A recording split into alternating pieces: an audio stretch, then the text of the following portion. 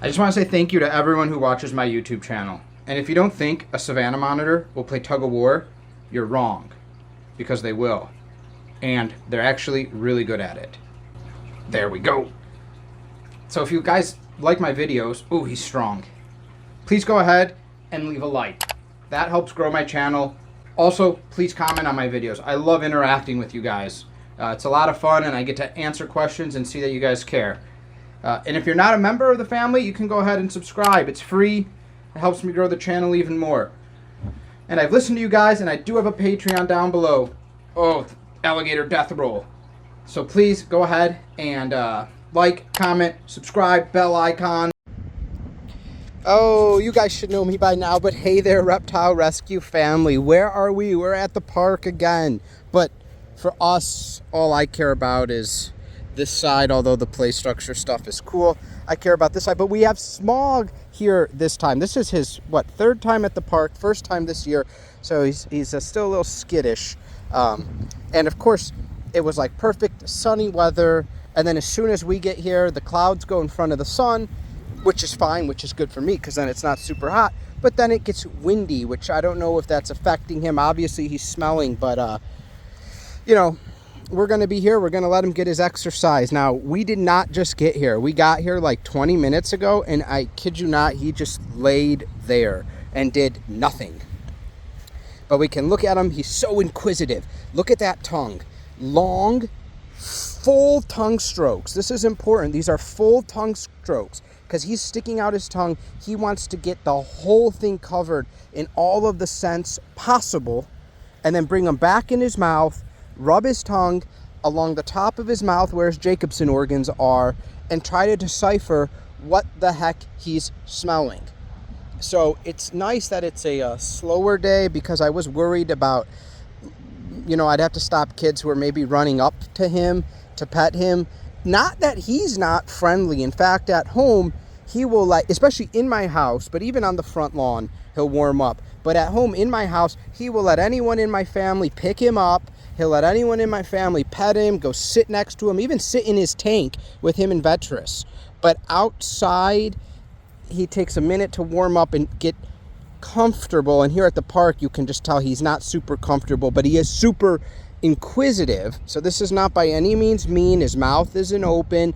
These are long tongue flicks to learn things. He's not trying to run. He's just walking in a small little circumference here to get the smells of this area, and then his circle will get larger and larger and larger. But there are things that still scare him. Things like loud cars that go by. We got to get used to that, though, right? We have to break that. Plane or helicopter overhead. Things like that. And he's also, of course, coming towards the parking lot, which is what I really want to avoid. But I also don't want to get whipped.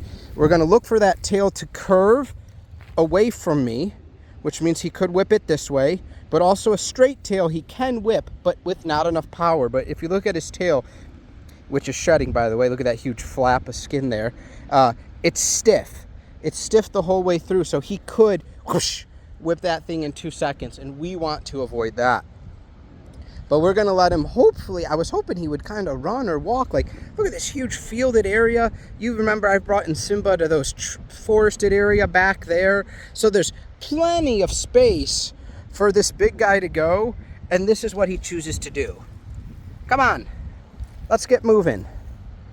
There are people walking with their dogs on the, there's two schools. One's not a school anymore, not used by a school, but they share this parking lot, but there is like a football field over there, and they also have a track, right, which is pretty standard for that type of school. So a lot of people come with their dogs to walk the track, or even walk or jog the track themselves to exercise. And that's obviously a lot of sense in the air, because the air is blowing from that way towards us here, which means their scent is, you know, getting up to Smog, and he's smelling it. But yeah, we're gonna just walk him around, and hopefully he's gonna get some exercise. He does know the car, unfortunately, because I do bring them outside with the car parked in my driveway often so they can see it. So like Simba did when he when it knew it was time to go home, he went for the car. So I was trying to block in him, which is good. So if we can kind of get him to go that way more, this will be great. Yeah, now that's that. See that moving of the tail? That's what we want to see when they walk. We don't want to see that super straight, stiff tail. That means he's, you know, he's scared still and he could whip it. When we see that tail moving as he walks, he's more relaxed and he's walking. That's that type of behavior you want to look for. Head up like this is nice. You know, knowing all my monitors, they might take a poop. There's nothing I can do about that. Also, he's very prone to run up to me and try to climb me for support. There's some kids yelling on the playground, things like that. So these are all just things you need to look for. You need to watch when you're out here. What am I doing right now? Okay, so anyone bringing their monitor to the park or someplace public, I'm obviously watching him. Pupils, body language, head up or head down, stiffness of the tail, right? Okay, I'm observing the ground there. Mud, dog poop, goose poop, fungus, anything like that. I'm observing kids and other animals and peoples that are nearby in the area. I'm also looking at the sky. You gotta look at the sky. Are there any big... Oh, he's gonna poop. Darn it. Just what we like to see every time on video. Barely anything there too, mostly just liquid, and that's just to spread his scent. Oh, and he farted, great.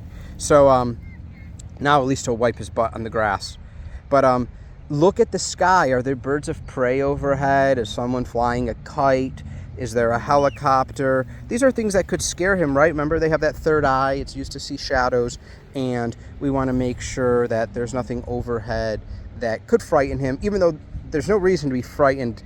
I guess a helicopter could just come crashing down on us right now, or a meteor or something, but there's really no need. I have to block him from going to the car again. Look at those things. So when you're out with your monitor or any lizard, watch the lizard, but also watch everything else around them. We're not going into the car yet. We're not going home. Let's go back that way. So yeah, hopefully you guys enjoyed this video of seeing Smog at the park not doing anything. Take care, everyone. Hope you're enjoying the nice weather. Thank you guys for supporting my reptile rescue family.